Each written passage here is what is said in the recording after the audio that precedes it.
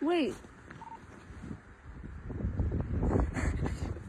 Wait, I'm actually so confused. I'm scared. There's another one right there. I'm staying with her. I don't care about what your dad says. So we're wearing the exact same thing you're wearing.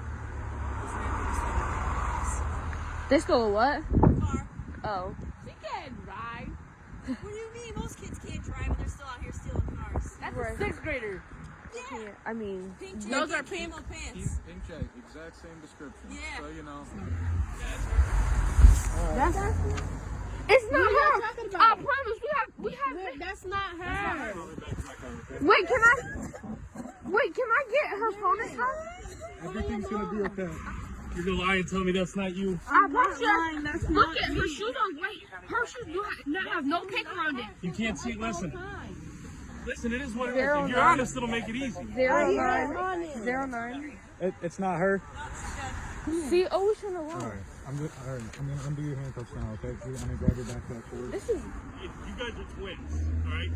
They're not. If it is you, quite well today, but Let's see.